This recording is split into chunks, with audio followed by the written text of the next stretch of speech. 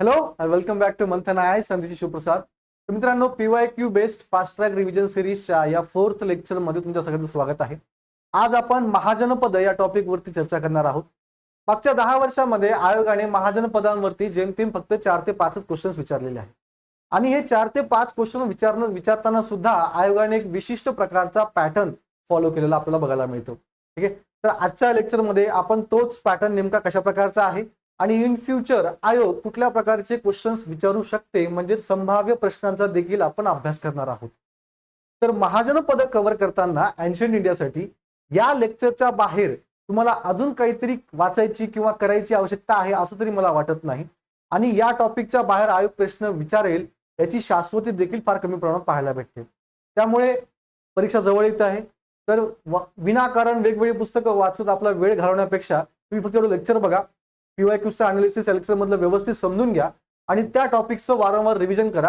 And I think that is more than enough to cover Mahajanapada from ancient India. Clarity आहे? So let's start. 2014 मध्ये आयोगाने प्रश्न विचारलेला आहे. ठीक आहे, तो प्रश्न काय म्हणतो, अजात शत्रूबाबत पुढीलपैकी कोणती विधाने बरोबर आहेत. तर आपल्याला काय करायचंय, नेमकी कुठली विधाने बरोबर आहेत ते बघायचं आहे. म्हणजेच काय, आपल्याला रॉंग स्टेटमेंट जे आहे ते इलिमिनेट करायचं आहे. क्लॅरिटी आहे? आणि त्याचबरोबर जर आपण प्रश्नाकडे नीट बघितलं तर प्रश्न जो आहे तो अजात शत्रू बद्दल विचारलेला आहे. अजात शत्रू हा मगधचा शासक होता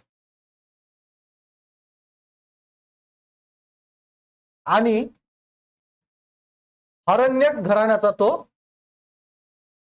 शासक होता. म्हणजेच काय, तर महाजनपदावरती प्रश्न विचारताना आयोगाने मगध साम्राज्याला अधोरेखित केले आणि त्याचबरोबर हरण्यक घराण्यावरती आपलं फोकस शिफ्ट केलेला आहे. म्हणजे मगध साम्राज्य आणि मगधवरती शासन करणारे घराणे हे आयोगाच्या पॉइंट ऑफ व्ह्यूने महत्वाचे असलेले आपल्याला पाहायला भेटतात. त्यामुळे आपण एन्शियंट इंडियाचं रिव्हिजन करताना या हायलाइटेड टॉपिकचंच रिव्हिजन करायचं आणि आपला वेळ वाचवायचा. क्लॅरिटी आहे? ही गोष्ट आपल्याला या क्वेश्चन मधून समजते. ठीक आहे, now let's move towards the question. आपल्याला बरोबर विधान शोधायचं आहे. त्याचे नाव कुणिक सुद्धा होते. आता हे जे आहे ते बऱ्याच पुस्तकांमध्ये आपल्याला पाहायला भेटत नाही. ठीक आहे, त्यामुळे किती पुस्तके वाचणार ना. नेक्स्ट काय, तो हरण्यक घराण्याचा शेवटचा शासक होता. आता हे फार कॉमन स्टेटमेंट आहे आणि हे स्टेटमेंट चुकीचं आहे, कारण का अजात शत्रू जो आहे तो हरण्यक घराण्याचा शेवटचा शासक नव्हता. आता या पाठीमागे ट्रिक काय, तर बेसिकली बिंबिसार आणि अजात शत्रू यांच्या कालखंडामध्ये राजगृह ही मगधची राजधानी होती. काय होती राजधानी? राजगृह. पण आपल्याला सगळ्यांना माहित आहे मगधची राजधानी जी आहे ती पाटलीपुत्र आहे. कारण का पाटलीपुत्र जास्त फेमस आहे ना, म्हणजे आजचं पटना. क्लॅरिटी आहे? जर मग अजात शत्रू आणि बिंबिसार जो त्याचे वडील, या दोघांच्याही कारकिर्दीमध्ये जर राजगृह ही राजधानी राहिलेली आहे मगध साम्राज्याची, तर मग नेमकं पाटलीपुत्र ही राजधानी कोणी केली, तर बेसिकली अजात शत्रू नंतर गादीवरती आलेल्या उदयन या शासकाने राजधानी राजगृहावरून पाटलीपुत्राला हलवली. त्यामुळे हे स्टेटमेंट कम्प्लीट चुकीचं आहे की तो हरण्यक घराण्याचा शेवटचा शासक होता, तर नव्हता. कारण का त्याच्यानंतर गादीवरती उदयन आला, उदयनच्या नंतर अनिरुद्ध आला, अनिरुद्धानंतर मुंडा आला आणि त्यानंतर नागदासक आला. तर आपण म्हणू शकतो की नागदासक जो आहे तो हरण्यक घराण्याचा शेवटचा शासक राहिलेला आहे. नागदासक हा अतिशय असक्षम आणि इनकॅपेबल असा रूलर होता. त्यामुळे लोकांनी कंटाळून त्याला गादीवरून हटवला आणि शिशुनाग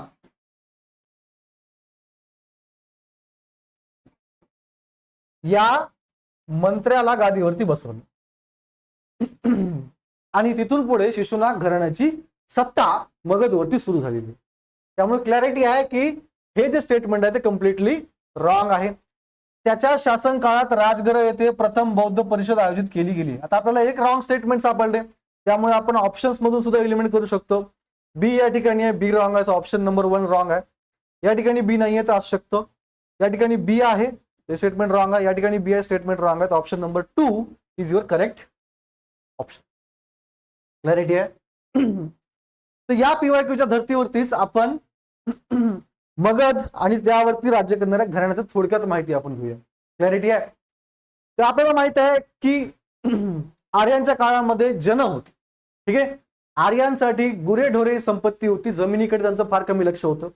हळूहळू जनाचं रूपांतर जनपदामध्ये झालं आणि हीच जनपद हळूहळू महाजनपदामध्ये रूपांतरित झाली. या महाजनपदापैकी सगळ्यात शक्तिशाली बनलं मगधचं महाजनपद. आता मगधचं महाजनपद सगळ्यात शक्तिशाली का बनलं या पाठीमागे सुद्धा काही कारण आहेत. फॉर एक्झाम्पल काही भौगोलिक गोष्टींचा फायदा मगध साम्राज्याला झालेला आपल्याला पाहायला मिळतो. ठीक आहे. मगध साम्राज्य जे आहे ते दक्षिण बिहारमध्ये पाहायला भेटतं. राजगृह कॅपिटल आहे आणि राजगृहाच्या आसपास आपल्याला आयर्न डिपॉझिटचे सोर्सेस पाहायला भेटतात. त्यामुळे लोखंड जे आहे ते मुबलक प्रमाणामध्ये मगधला अवेलेबल आहे. ठीक आहे. मगध जे आहे त्याला चारही बाजूनी नद्यांनी वेढलेला आहे. सो ऑब्व्हियसली या नद्यांनी मगधची बाउंड्री इस्टॅब्लिश केलेली आहे. त्यामुळे मगधवरती आक्रमण करणं एका परकीय आक्रमकाला एवढं जास्त इझी नाहीये. क्लॅरिटी आहे. आणि त्याचबरोबर नदीच्या खोऱ्यामध्ये वसलेला असल्यामुळे अतिशय मोठ्या प्रमाणामध्ये सुपीक जमीन सुद्धा या साम्राज्याला लाभलेली आहे. आणि जर सुपीक जमीन लाभलेली असेल तर ऑब्व्हियसली शेतीमधनं जे आहे ते सरप्लस उत्पादन आपल्याला पाहायला भेटते. आणि या सरप्लस उत्पादनाच्या जोरावरती मगधचे शासक स्वतःसाठी खूप मोठं सैन्य उभारू शकले. त्या सैन्याच्या शस्त्रांसाठी लोखंड मुबलक प्रमाणामध्ये अवेलेबल आहे. तर या सगळ्या भौगोलिक गोष्टींचा फायदा झाल्यामुळे मगध हे बाकीच्या महाजनपदापैकी फार लवकर साम्राज्यामध्ये रूपांतरित झालं आणि बाकीच्या महाजनपदांवरती त्यांनी आक्रमण करून ती महाजनपद मगध साम्राज्याला जोडली. क्लॅरिटी आहे. सो दॅट्स वाय महाजनपदांचा अभ्यास करताना मगधचं महाजनपद आहे किंवा मगध जे साम्राज्य आहे ते फार जास्त इम्पॉर्टंट बनतं आणि आयोगाने वारंवार या टॉपिकवरती प्रश्न विचारून त्याचं महत्व आपल्याला सिद्ध करून दिलेलं आहे. ठीक आहे.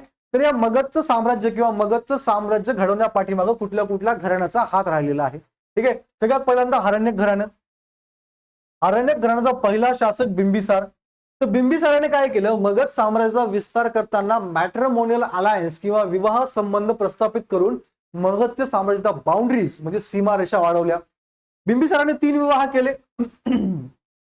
एक म्हणजे कोसलचा राजा प्रसेनजीतची बहीण कोसला देवी आणि या विवाहाच्या बदल्यामध्ये त्याला काशी हे हुंड्यामध्ये मिळालं. कोसल सुद्धा एक फार मोठं महाजनपद आहे. ठीक आहे. आणि त्याला काशी हुंड्यामध्ये मिळालेलं आहे. ठीक आहे. या विवाहातून त्याला फायदा झालेला आहे. नेक्स्ट त्यानं लिच्छवी प्रमुखाची बहीण चेलना हिच्याशी विवाह केलेला आहे. आता लिच्छवी जे आहे ते लिच्छवी जो वंश आहे तो वज्जी महाजनपदाचा शासनकर्ता आहे. वज्जी बघायला गेलं तर प्रजासत्ताक महाजनपद आहे किंवा रिपब्लिक आहे. म्हणजे काय, ज्या ठिकाणी कुठलाही एकटा शासक रूल करत नाही. तर या ठिकाणी आपल्याला 9 वंशांचं आपल्याला 9 ते 8 ते 9 वंश 8 वंशांचं आपल्याला राज्य पाहायला भेटते. पण त्यापैकी लिच्छवी जे आहे ते सगळ्यात जास्त पॉवरफुल आहे. क्लॅरिटी आहे. तर लिच्छवी वंशाच्या शासकाच्या बहिणीशी त्याने विवाह केलेला आहे आणि त्याचबरोबर त्याने मदर राजाची मुलगी खेमा हिच्याशी देखील आपला विवाह केलेला आहे. तर विवाह संबंधातून सुद्धा बिंबिसाराने मगध साम्राज्याच्या सीमा वाढवल्या आहेत. ठीक आहे. त्याचबरोबर त्यानं अंग काबीज केलं. अंगचा राजा ब्रह्मदत्त याची त्याने हत्या केली आणि अंग मगधमध्ये जोडलेला आहे. ठीक आहे. आणि अजून एक महत्वाची गोष्ट बिंबिसाराची ज्याच्यामध्ये आयोग प्रश्न विचारतो म्हणजे काय, तर अवंतीचा राजा प्रद्योत याला काबीज झाल्यामुळे त्यानं आपलं राजवैद्य जीवक याला उज्जैनला पाठवलं होतं. ठीक आहे. तर आयोग असा प्रश्न विचारू शकतो की कुठल्या राजाने आपला राजवैद्य जीवक उज्जैनला पाठवला. आन्सर काय, बिंबिसार. क्लॅरिटी आहे. तर ज्या संभाव्य गोष्टींवरती आयोग प्रश्न विचारू शकतो त्या सगळ्या संभाव्य गोष्टींची माहिती आपण या ठिकाणी घेत आहोत. ठीक आहे. बुद्ध आणि महावीरांचा समकालीन होता. क्लॅरिटी आहे, समजतंय.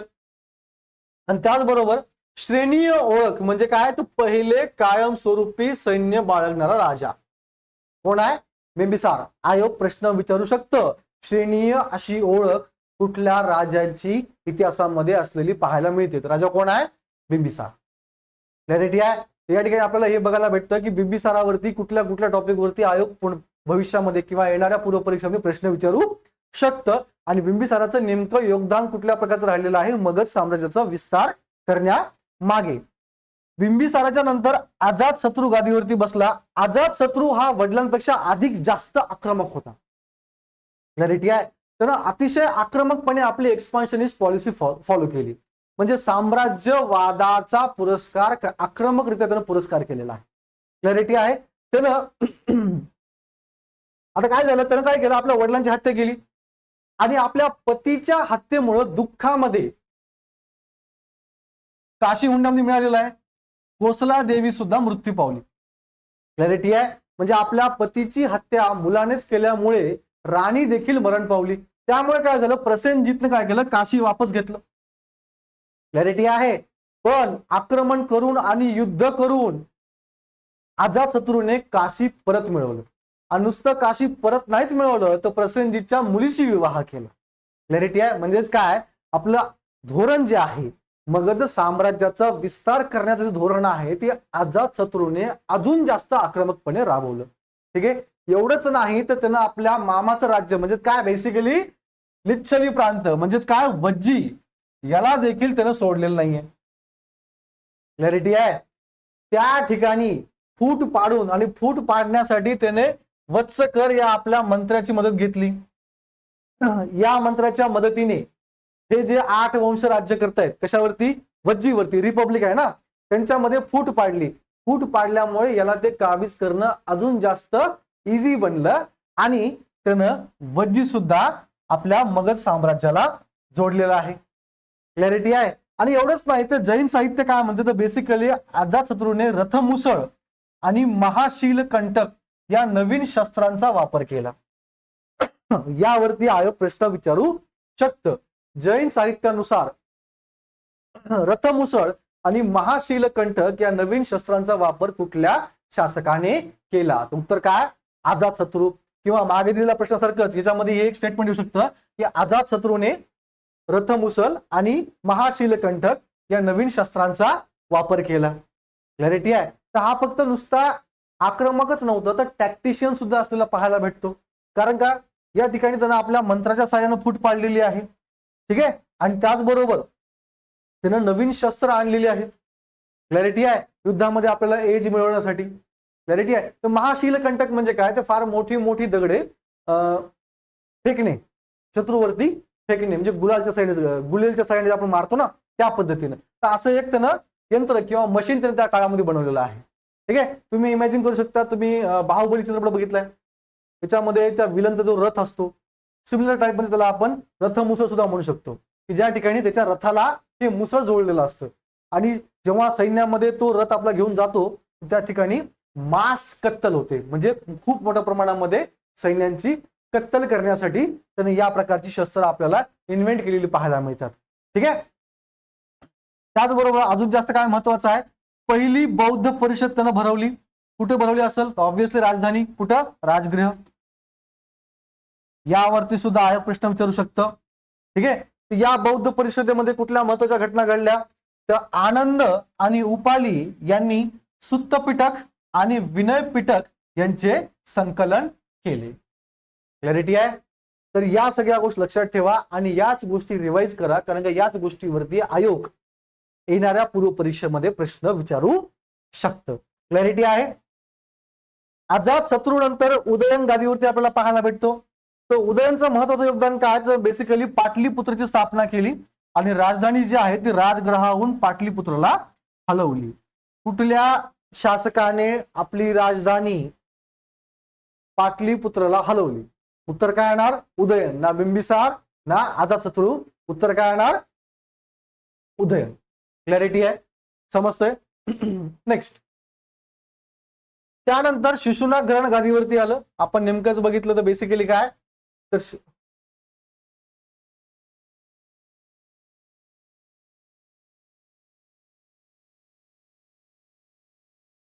येस, शेवटचा जो राजा आहे नागदासक हा अतिशय असक्षम असल्यामुळे लोकांनी काय केलं, शिशुनागला निवडलं आणि त्याला गादीवरती बसवलं. क्लॅरिटी आहे. तर यांचं योगदान काय राहिलेलं आहे तर मगधच्या साम्राज्यामध्ये त्यांनी राजधानी काय केली, वैशालीला हलवलेली आहे.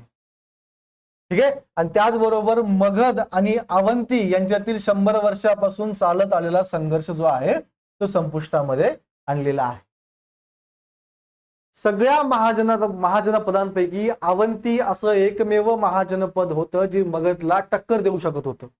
कारण का मगधकडे सुद्धा लोखंडाचा भरपूर साठा होता आणि अवंतीकडे सुद्धा लोखंडाचा फार मोठ्या प्रमाणामध्ये साठा असलेला आपल्याला पाहायला मिळतो. पण शिशुनागाने काय केलेला आहे, हा जो संघर्ष आहे मगध आणि अवंती यांच्यातला हा पूर्णपणे संपुष्टामध्ये आणलेला आहे. म्हणजेच काय तर बेसिकली त्यानं अवंती मगधला जोडलेलं आपल्याला पाहायला मिळतं. क्लॅरिटी आहे? ओके. त्याच्यानंतर कुठला राजा महत्वाचा आहे, कालशोक. ठीक आहे, याने काय केलं, राजधानी पुन्हा पाटलीपुत्राला हलवली आणि वैशाली येथे दुसरी बौद्ध परिषद आयोजित केलेली आहे. पहिली बौद्ध परिषद कोण, अजातशत्रू. कुठे, राजगृह. दुसरी बौद्ध परिषद कोण, कालशोक. कुठे, वैशाली. या गोष्टीवरती आयोग प्रश्न विचारू शकतं. नेक्स्ट, नंद घराणं. त्यातला महत्वाचा शासक महापदम नंद. त्याने वेगवेगळ्या पदव्या धारण केल्या होत्या. कुठल्या कुठल्या, सर्व क्षत्रांतक म्हणजे काय, सर्व क्षत्रियांचा संवारक. क्लॅरिटी आहे? त्याच्यानंतर काय, एकारथ.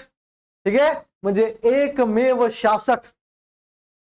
त्यानंतर काय, पाली ग्रंथामध्येचा उग्रसेन म्हणजे सगळ्यात मोठं सैन्य असलेला, सगळ्यात मोठी स्टँडिंग आर्मी असलेला राजा. क्लॅरिटी आहे? त्यामुळेच या महापदम नंदाला भारतीय इतिहासातील पहिला साम्राज्य निर्माता देखील म्हटलं जातं. त्यानं कलिंगावरती विजय मिळवला आणि हस्ती गुंफा शिलालेखानुसार त्यानं कालवा सुद्धा बांधलेला आपल्याला पाहायला मिळतो. क्लॅरिटी आहे? समजते? तर महापदम नंदा फार इम्पॉर्टंट आहे. ठीक आहे, भारतीय इतिहासातील पहिला साम्राज्य निर्माता तो आहे. ठीक आहे, आणि त्यानं वेगवेगळ्या पदव्या देखील धारण केलेल्या आपल्याला पाहायला मिळतात. त्याच्यामुळे आयोग असा प्रश्न विचारू शकतं की इतिहासामध्ये एकारथ असा उल्लेख कुठल्या शासकाचा केलेला आहे, कोणाचा केलेला आहे, महापदम नंद. आपल्याला असं कन्फ्यूज होऊ शकतं कारण का एक्सपान्शनिस्ट पॉलिसी म्हणजे अतिशय आक्रमक धोरण राबवलं कोणी, अजातशत्रूने. पण पदव्या कोणाला मिळाल्या, महापदम नंदाला. क्लॅरिटी आहे? त्यानंतर आला धनानंद. हा इम्पॉर्टंट कायसाठी आहे तर हा अलेक्झांडरचा समकालीन आहे. ठीक आहे, आणि ग्रीक साहित्यामध्येचा उल्लेख अग्रमीस म्हणून झालेला आपल्याला पाहायला मिळतो. आयोग प्रश्न विचारू शकतं, ग्रीक साहित्यामध्ये अग्रमीस म्हणून कुठल्या भारतीय शासकाचा उल्लेख आपल्याला पाहायला मिळतो? उत्तर काय, धनानंद. आणि हा त्यासाठी सुद्धा इम्पॉर्टंट आहे की जेव्हा भारतीय सीमेवरती येऊन थांबला होता तेव्हा चाणक्यनं सांगितलं होतं धनानंदाला की परकीय आक्रमणापासून आपलं संरक्षण करून घेण्यासाठी तू काय कर, भारतामध्ये जी काही लहान लहान राज्य आहेत त्यांच्याशी अनुसंधान बांध आणि या परकीय आक्रमणाचा मुकाबला कर. पण धनानंद हा आपल्या शक्तीच्या गर्मीमध्ये जगत होता. ऑब्व्हियसली मगध साम्राज्य सगळ्यात मोठं साम्राज्य त्या काळामध्ये. त्याच्यानंतर अजून जास्त मोठं साम्राज्य कोण बनवणार, तर मौर्य बनवणार, जे की धनानंदाच्या नंतर गादीवरती येणार. ठीक आहे, संस्थापक कोण आहे, चंद्रगुप्त मौर्य. पण धनानंदाने काय म्हणलं, चाणक्याचा अपमान केला की मला काय भीती आहे, कारण का सगळ्यात मोठं हत्तीदळ माझ्याकडे आहे, सगळ्यात मोठं सैन्य माझ्याकडे आहे, मुबलक प्रमाणामध्ये रिसोर्सेस आहे, पैसा आहे, शस्त्रांची कमतरता नाही आहे, तर अलेक्झांडरला मी घाबरण्याची गरज नाही आहे. ठीक आहे, तो भर दरबारामध्ये धनानंदाने अपमान केला कोणाचा, चाणक्याचा. म्हणून चाणक्याने शपथ घेतली की मी पूर्ण नंद घराण्याचा हस्त करेल. आणि तीच स्टोरी सांगते, चंद्रगुप्त मौर्याने चाणक्याच्या मदतीने धनानंदाचा पराभव केला आणि मौर्य वंशाची स्थापना केली. त्यासाठी सुद्धा हे नंद घराणं किंवा धनानंद इम्पॉर्टंट आहे. क्लॅरिटी आहे? तुम्ही असं एक स्टोरी फॉर्मॅटमध्ये सुद्धा लक्षात घेऊ शकता. बेसिकली आपण काय बघितलेलं आहे, आयोगाने कुठल्या प्रकारचा क्वेश्चन विचारलेला आहे आणि यापुढे अजून कुठल्या अतिरिक्त माहितीवरती आयोग प्रश्न विचारू शकतो. ठीक आहे, तर पुढे जाऊया. 2017 मध्ये हा प्रश्न आलेला आहे. बेसिकली मॅच द पेअर आहे. हे महाजनपदांची नावं आहेत आणि त्यांचं आजचं ठिकाणाबरोबर आपल्याला जोड्या लावायच्या आहेत. क्लॅरिटी आहे? तर आपल्याला एक गोष्ट आपण बोलता बोलता ही बघितली की जे मगध जे आहे ते दक्षिण बिहारमध्ये आहे. कुठं आहे? दक्षिण बिहारमध्ये आहे. क्लॅरिटी आहे? तर आपण ही एक जोडी जर पकडली दक्षिण बिहार. ठीक आहे. तर ब च 2 आपण एक कुठल्या पर्यायामध्ये बघायला भेटते? Yes, option number 1. त्याचा अर्थ काय? अंग जे आहे ते पूर्व बिहारमध्ये आहे. अंगाची जी ओरिजिनल लोकेशन आहे ती मुंगेर आहे. काय? मुंगेर, जे की बंगालच्या जवळ आहे. ठीक आहे. आता बरेच लोक म्हणतात सर लक्षात कसं ठेवायचं. आता माझी ट्रिक फार वेगळी आहे. क्लॅरिटी आहे. आता जेव्हा मी मुंगेर लक्षात ठेवतो किंवा मुंगेरचं नेमकं लोकेशन काय ते मी डायरेक्ट आधुनिक इतिहासामध्ये पोहोचतो. क्लॅरिटी आहे. ज्या ठिकाणी मीर कासिमने काय केलं होतं, ईस्ट इंडिया कंपनीचं हस्तक्षेप थांबवण्यासाठी मुर्शिदाबाद वरून जी आपली राजधानी आहे ती मुंगेरला हलवली होती. मुर्शिदाबाद बंगालमध्ये आहे, मुंगेर बिहारमध्ये आहे. क्लॅरिटी आहे. तर मग तो बंगालमधून जो बिहारमध्ये येतोय तो कुठे येणार? ईस्ट बिहारमध्ये येणार. कुठे येणार? पूर्व बिहारमध्ये येणार. तर हे लॉजिक आहे त्या पाठीमागे. क्लॅरिटी आहे. बरेच जण म्हणतात की इतिहास लक्षात ठेवायची गोष्ट आहे. नाहीये लक्षात ठेवायची गोष्ट. लक्षात ठेवावं लागतं, मी नाही म्हणत नाहीये, पण थोडंसं तुम्ही अनालाइज केलं आणि त्यामध्ये काही ट्रिक शोधण्याचा प्रयत्न केला, तुमचं लक्षात ठेवायचं काम जे आहे ते फार मोठ्या प्रमाणामध्ये कमी होऊ शकतं. क्लॅरिटी आहे. ठीक आहे. तर मुंगेर ही लोकेशन आहे जे की आपल्याला पूर्व बंगालमध्ये पाहायला मिळते. त्यानुसार आपल्याला काय समजतं? वज्जी कुठं आहे? क च काय? 3 उत्तर बिहार आणि मल्ल कुठं आहे? 4 गोरखपूर जिल्हा. So option number 1 is your correct answer.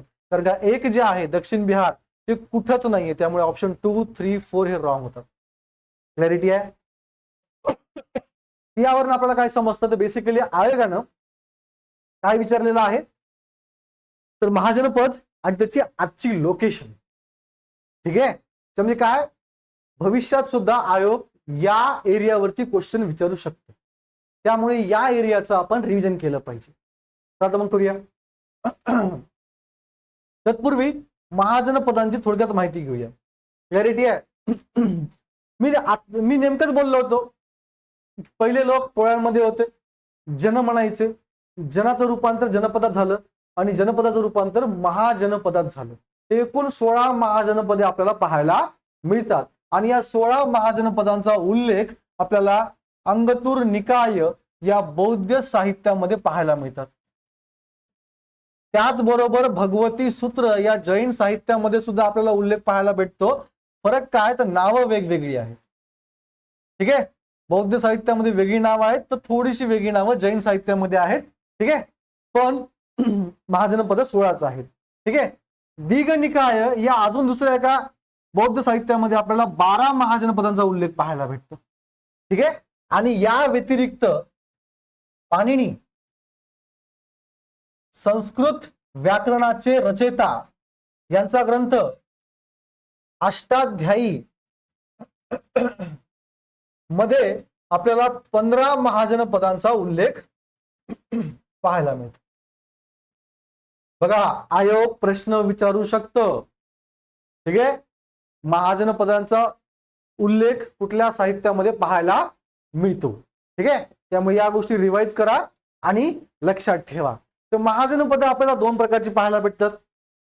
एक म्हणजे राजेशाही, त्याला आपण मोनार्की म्हणतो, आणि दुसरं म्हणजे प्रजासत्ताक. ठीक आहे. आता ही पूर्णपणे प्रजासत्ताक म्हणता येत नाही, याला आपण अल्प प्रजासत्ताक म्हणू शकतो. कारण का काही उच्च वर्णीय वंशज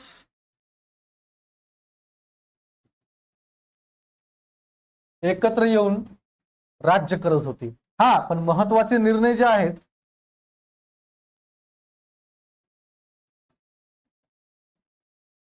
ते एकत्र येऊन घेतले जात होते, ज्याला आपण गणपरिषद असं म्हणतो. ठीक आहे. गणप्रमुख कोण आहे? तर राजा आहे. म्हणजे काय? एक वेगळ्या फॉर्मची डेमोक्रेसी किंवा लोकशाही किंवा प्रजासत्ताक राज्य आपल्याला प्राचीन काळामध्ये पाहायला मिळतं. ठीक आहे. कुठली कुठली राज्य होती? वज्जी, मल्ल, कंबोज. क्लॅरिटी आहे. एक्झाम्पल लक्षात ठेवा. आयोग यावरती सुद्धा प्रश्न विचारू शकतं. एका ठिकाणी महाजनपदे आणि दुसऱ्या ठिकाणी ती कुठल्या प्रकारचं आहे? राजेशाही आहे का गणराज्य आहे, किंवा खालीलपैकी कुठली महाजनपद ही प्रजासत्ताक होती, असा देखील प्रश्न आयोग विचारू शकतो. त्यामुळे हे जास्त आपल्यासाठी इम्पॉर्टंट आहे. क्लॅरिटी आहे. सो यस, कुरु. तर आपण महाजनपद, त्यांचं आजचं ठिकाण, राजधानी आणि त्याचबरोबर त्या महाजनपदावरती अजून कुठली अशी अतिरिक्त माहिती आहे ज्यावरती आयोग भविष्यामध्ये प्रश्न विचारू शकतं, या गोष्टी पाहूया. क्लॅरिटी आहे. कुरु आधुनिक स्थान काय? मेरठ, दिल्ली, ठाणेश्वर, ज्याला आपण कुरुक्षेत्र सुद्धा म्हणतो. ट्रिक काय? कुरुचं क्षेत्र म्हणजे काय? कुरुक्षेत्र, ज्या ठिकाणी आपलं महाभारत झालं. कुठं आहे? हरियाणा. त्याच्या आसपास कुठं? दिल्ली. कुरूंची राजधानी काय होती? इंद्रप्रस्थ. इंद्रप्रस्थ जुनं नाव कशाचं आहे? दिल्लीचं. क्लॅरिटी आहे. तर अशा काही लिंकेजेस लावून तुम्ही ते लक्षात ठेवू शकता. राजधानी काय? हस्तिनापूर किंवा इंद्रप्रस्थ. इंद्रप्रस्थ काय जुनं नाव आहे? दिल्लीचं नाव आहे. ठीक आहे. तर कुरूचं लोकेशन काय? मेरठ, दिल्ली, ठाणेश्वर. राजधानी काय? हस्तिनापूर किंवा इंद्रप्रस्थ. क्लॅरिटी आहे. तर आपल्याला अथर्व वेदामध्ये परीक्षितचा उल्लेख पाहायला भेटतो, जो की या कुरु साम्राज्याचा किंवा कुरु महाजनपदाचा राजा आहे. ठीक आहे. आयोग प्रश्न विचारू शकतं, एका साईडला महाजनपद आणि दुसऱ्या साईडला राजे, त्यांची जोड्या लावा. त्यामुळे कुरुचा राजा कोण आहे? परीक्षित. राजा परीक्षित. क्लॅरिटी आहे. त्याचबरोबर जनामेजय हा देखील राजाचा उल्लेख आपल्याला पाहायला भेटतो. कशामध्ये पाहायला भेटतो? शतपथ ब्राह्मणामध्ये आणि ऐतरेय ब्राह्मणामध्ये. ठीक आहे. आता ब्राह्मण काय असतं, वेद काय असतात, या सगळ्या गोष्टी मी फर्स्ट लेक्चर मध्ये म्हणजे वैदिक कालखंडामध्ये ऑलरेडी डिस्कस केलेले आहेत. त्यामुळे मी या ठिकाणी डिस्कस करून वेळ वाया घालवणार नाही आहे. ज्यांना माहित नाही त्यांनी माझं वैदिक कालखंडावरचं लेक्चर बघून घ्या. क्लॅरिटी आहे. तर बौद्ध कालखंडामध्ये काय झालं होतं, यांचाच पुढचा राजा रथपाल नावाचा, तर तो बौद्ध अनुयायी बनला होता. क्लॅरिटी आहे. आयोग प्रश्न विचारू शकतं की कुठल्या आर्य महाजनपदाच्या राजाने बौद्ध धर्म स्वीकारला होता? क्लॅरिटी आहे. तर नाव काय? रथपाल. समजतंय? क्लॅरिटी आहे. त्याचबरोबर पाणिनीच्या अष्टाध्यायीमध्ये सुद्धा या महाजनपदाचा उल्लेख आहे. क्लॅरिटी आहे. मी नेमकं डिस्कस केलं होतं की पाणिनीने 15 महाजनपदाचा उल्लेख केलेला आहे. तर त्या 15 महाजनपदामध्ये आपल्याला कुरु महाजनपदाचा सुद्धा उल्लेख आपल्याला पाहायला मिळतो. क्लॅरिटी आहे. वैदिक कालखंडामध्ये आपण डिस्कस केलं होतं, दशराधने युद्ध आपण जेव्हा डिस्कस केलं होतं तेव्हा आपण ही गोष्ट बघितली होती की भरत आणि पुरु, ठीक आहे, या दोघांनी एकत्रित येऊन कुरु वंशाची स्थापना केली होती. ठीक आहे. आणि सिंधू नदीच्या खोऱ्यामधून मायग्रेशन करून ते गंगा नदीच्या खोऱ्यामध्ये स्थायिक झाले होते. गंगा आणि यमुना डॉब रिजन मध्ये. कुठे आहे? इंद्रप्रस्थ, दिल्ली. क्लॅरिटी आहे. सगळ्या गोष्टी लिंक्ड आहेत. स्टोरी जरी लक्षात ठेवली तरी जास्त ठिकाणी या ठिकाणी रट्टा मारायची गरज नाही आहे. तर या गोष्टींवरती क्वेश्चन विचारू शकतो. खालीलपैकी कुठल्या महाजनपदाचा उल्लेख पाणिनीच्या अष्टाध्यायीमध्ये पाहायला भेटतो? कुठला महाजनपद आहे? कुरु महाजनपद आहे. क्लॅरिटी आहे. त्या सगळ्या गोष्टी रिवाइज करून घ्या व्यवस्थित. नेक्स्ट, पांचाल स्थान काय? बरेली, बदायूं, रुहेलखंड. ठीक आहे. तर पांचालच्या 2 राजधानी आहेत. उत्तर पांचालची राजधानी आहे अरिछत्र आणि दक्षिण पांचालची आहे कांपिल्य. ठीक आहे. महाजनपद जेव्हा अस्तित्वामध्ये येत होती तेव्हा आपण असं म्हणतो की भारतामध्ये दुसऱ्या शहरीकरणाला स्टार्ट झालेला आहे. पहिलं शहरीकरण कुठलं? हडप्पा संस्कृती. बघा, भारतीय इतिहास जो आहे तो उलटा आहे. लोक जंगलामध्ये राहतात, त्याच्यानंतर गावामध्ये येतात, गावामधून शहरामध्ये जातात. ठीक आहे. आपल्याकडे डायरेक्ट अश्मयुगातून शहरच आहे.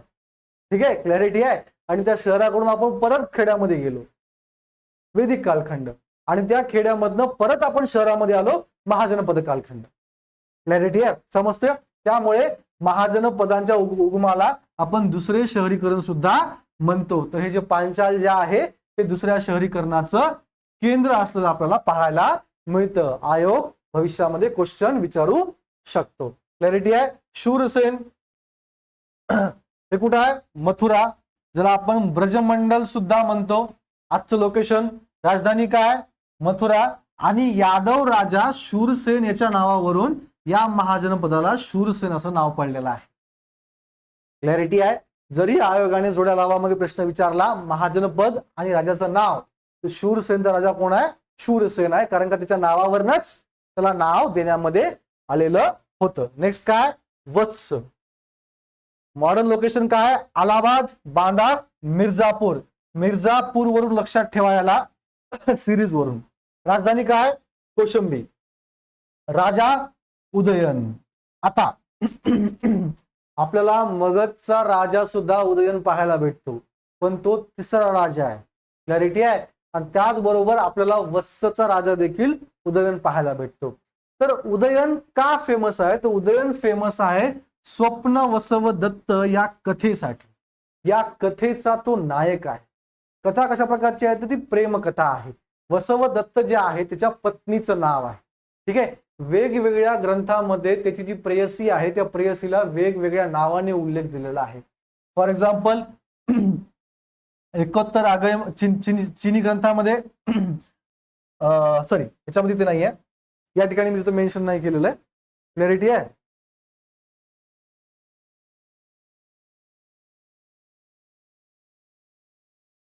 ठीक आहे. तो प्रद्योतच्या मुलगी वसवदत्ताशी त्याचा विवाह झालेला आहे. तर काही बौद्ध ग्रंथ काय म्हणतात, तर बेसिकली त्याने एका वन्यकन्येशी प्रेम केलं होतं. ठीक आहे. जैन ग्रंथ काही वेगळे सांगतात. ठीक आहे. तर वेगवेगळ्या ग्रंथांमध्ये प्रेम कहाणीमध्ये प्रेयसी वेगवेगळ्या कम्युनिटीशी जोडल्या गेलेली आहे. काही ग्रंथ असं म्हणतात की वसवदत्तची जी दासी होती त्या दासी सोबत त्याचे प्रेमसंबंध होते. क्लॅरिटी आहे. तर आपल्या लक्षात काय ठेवायचं सिलेबसच्या पॉईंट ऑफ व्ह्यूनी, उदयन फेमस का आहे, तो उदयन फेमस आहे स्वप्न वासवदत्त या कथेसाठी फेमस आहे.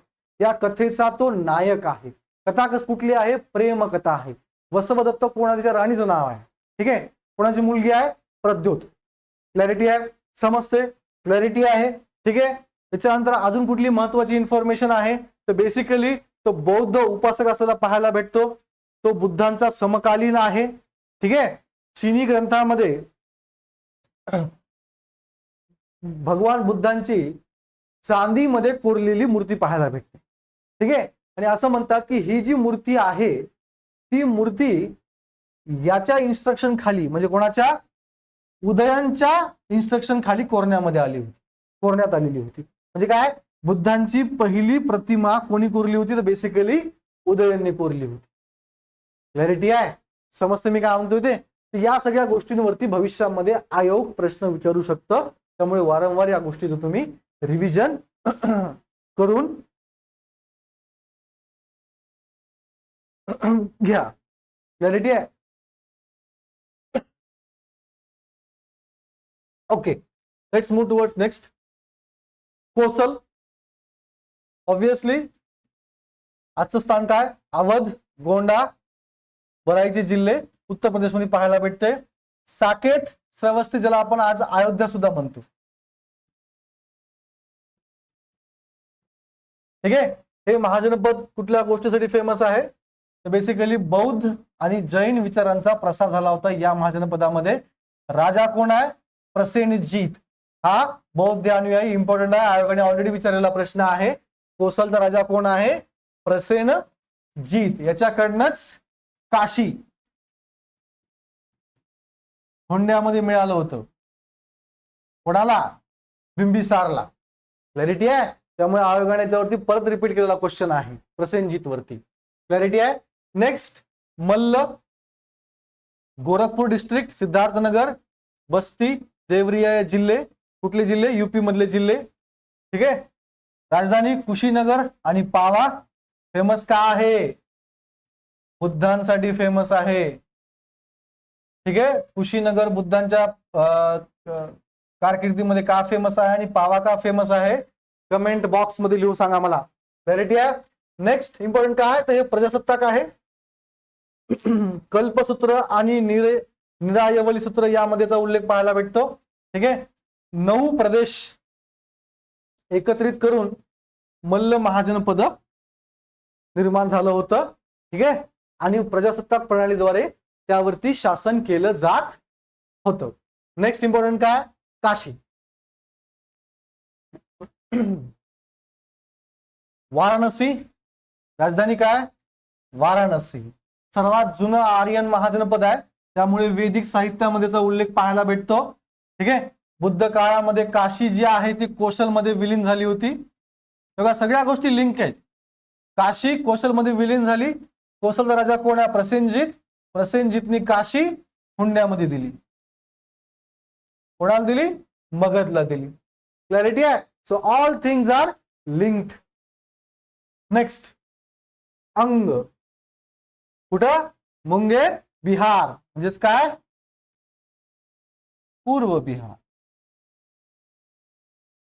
ठीक आहे. त्याचबरोबर भागलपूर जिल्हा. राजधानी चंपा. हे फेमस काय होतं माहिती आहे का? अंग. तर मिश्र वंशीय जनता आपल्याला पाहायला भेटते. म्हणजे वेगवेगळ्या वर्णाची वेगवेगळ्या वंशाची जनता आपल्याला या महाजनपदामध्ये पाहायला भेटते. ठीक आहे. या अंग महाजनपदाने काही काळापुरतं मगध साम्राज्य काबीज केलं होतं, पण त्यांना फार काळ ते टिकवता आलं नाही. क्लॅरिटी आहे. अंगचा राजा ब्रह्मदत्तची हत्या करून बिंबिसारांनी परत एकदा अंग जिंकून घेतलं होतं. त्या ठिकाणी बघा ब्रह्मदत्तचा पराभव केला आणि बिंबिसारने अंग मगधमध्ये विलीन केलं. तर काही काळापुरतं अंग आणि मगधवरती विजय मिळवला होता, पण त्यांना फार काळ तो विजय टिकवता आला नाही. क्लॅरिटी आहे. या गोष्टींवरती आयोग भविष्यामध्ये क्वेश्चन विचारू शकतो, त्यामुळे या गोष्टी रिवाइज करा आणि लक्षात ठेवा. नेक्स्ट मगधचा तर आपण ऑलरेडी डिटेलमध्ये अभ्यास केलेला आहे, त्यामुळे या ठिकाणी त्याला विशेष लक्षाची गरज नाही. दक्षिण बिहार, पटना, गया, नालंदा ही जिल्हे मगध साम्राज्यामध्ये येतात. राजगीर म्हणजे राजगृह, पटना आणि वैशाली या राजधानी पाहायला भेटतात. वारंवार राज्यांनी आपल्या राजधानी शिफ्ट केल्यात आणि कशा प्रकारे केल्यात ते आपण ऑलरेडी डिस्कस केलेलं आहे. आणि मगध इम्पॉर्टंट काय सांगायची गरज नाही, कारण ऑलरेडी आपण डिटेलमध्ये डिस्कस केलेलं आहे. Next Vajji. Modern location Muzaffarpur आणि दरभंगा. राजधानी वैशाली. 8 कुळांचा संघ आहे, जे की मी ऑलरेडी सांगितलं होतं, ज्याला आठकुल असं आपण म्हणतो. लिच्छवी सर्वात शक्तिमान घराणे. ठीक आहे.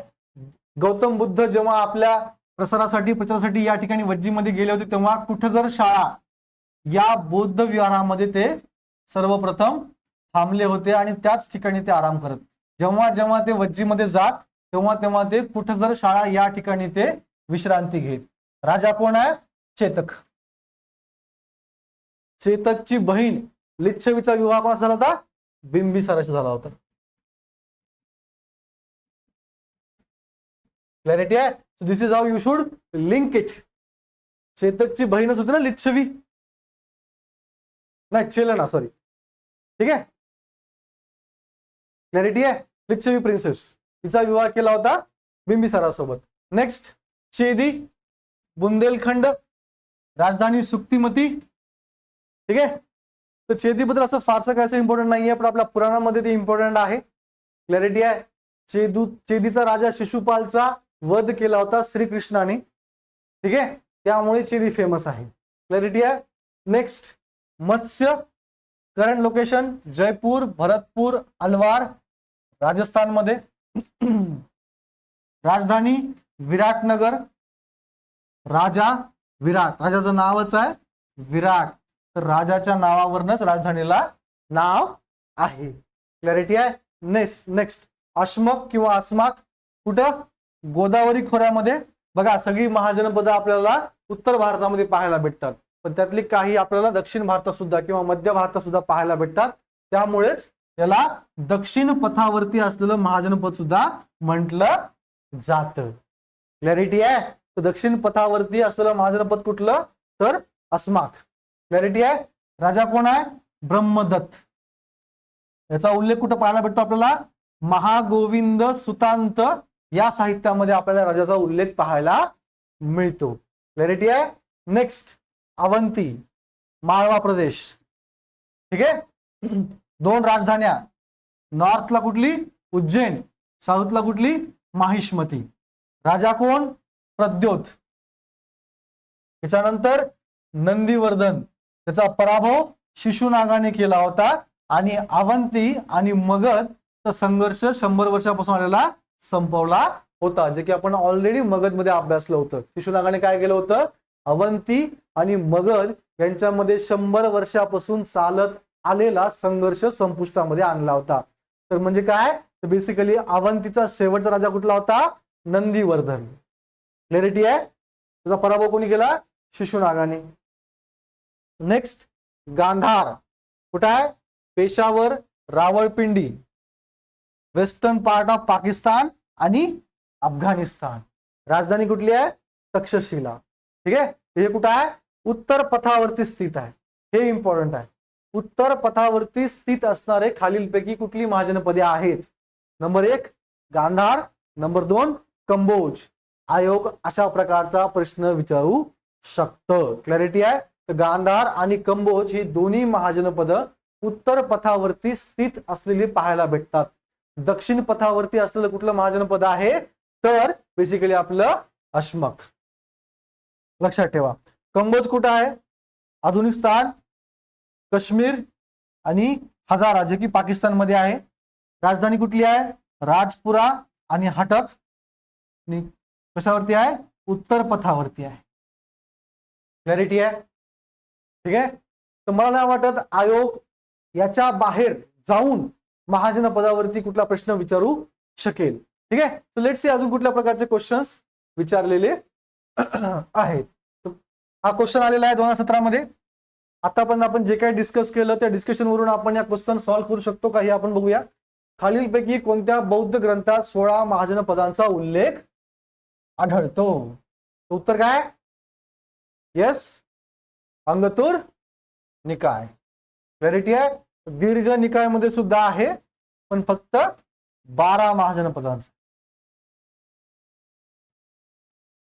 पूर्ण 16 महाजनपदांचा कुठे? अंगतूर निकाय. आणि कुठला ग्रंथ विचारलाय? बौद्ध ग्रंथ विचारलेला. क्लॅरिटी आहे. यस. महाजनपदे व त्यांचे राजे यांच्या जोड्या लावा. क्वेश्चन केव्हा आलेला आहे? 2017 मध्ये आले. येस. सांगा बरं कमेंट बॉक्स मध्ये काय याचा आन्सर आहे. Yes we no.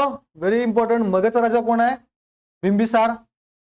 वत्स, उदयन, प्रेम कथेचा नायक. आपण नेमकं डिस्कस केलेलं आहे. क्लॅरिटी आहे.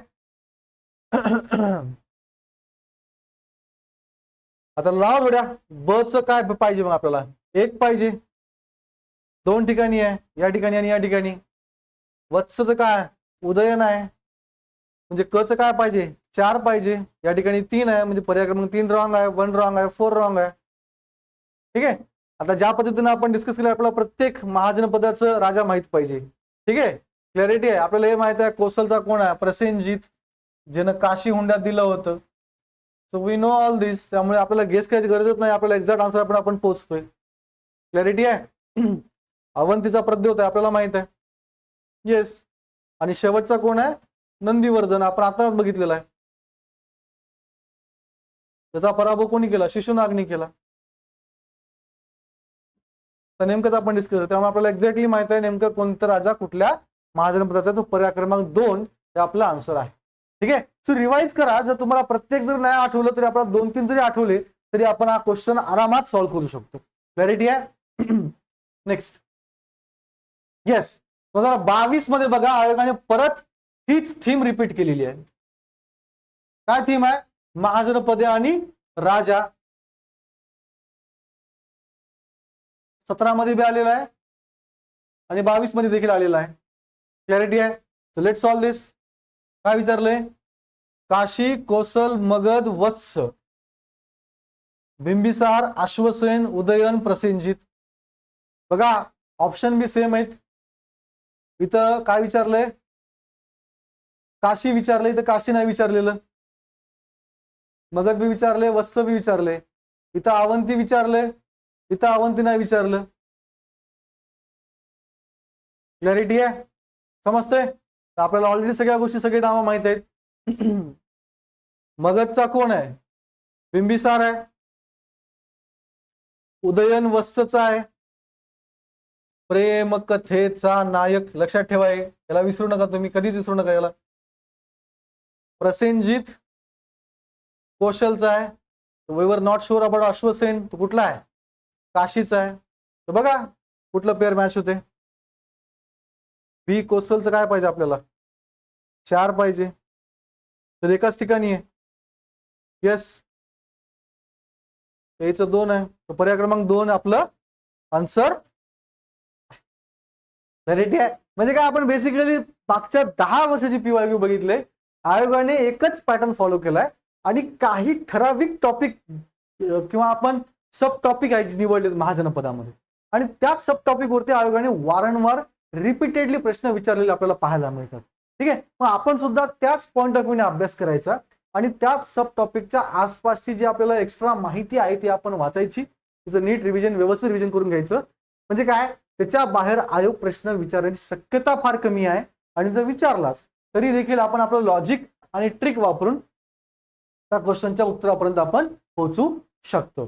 ठीक आहे, सो आय होप या पूर्ण अनालिसिस मध्ये तुम्हाला मागच्या 10 वर्षामध्ये महाजनपदावरती नेमक्या कुठल्या एरियावरती आयोगाने प्रश्न विचारलाय आणि येणाऱ्या पूर्व परीक्षेमध्ये याच एरियामधून किंवा याच्या ऍडजेसेंट एरियामधून कुठल्या प्रकारचा प्रश्न आयोग विचारू शकतं किंवा आयोगाकडून कुठला प्रश्न अपेक्षित आहे, या सगळ्या गोष्टीचा आपण अभ्यास केलेला आहे. ठीक आहे, सो जर तुम्ही चॅनलला नवीन असाल तर सबस्क्राईब करा. ही पीपीटी तुम्हाला पाहिजे असेल रिव्हिजनसाठी तर आमच्या टेलिग्राम चॅनलवरती मी अपलोड करून टाकतो, त्या ठिकाणी तुम्ही डाउनलोड करून घेऊ शकता. लिंक जी आहे ते डिस्क्रिप्शन बॉक्समध्ये दिलेली आहे. ठीक आहे, आणि नेक्स्ट टॉपिक तुम्ही मिस करू नये म्हणून तुम्ही चॅनलला सबस्क्राईब करून ठेवा, कारण ही सिरीज आपण कंटिन्यू करणार आहोत. ठीक आहे, thank you so much. See you in the next lecture.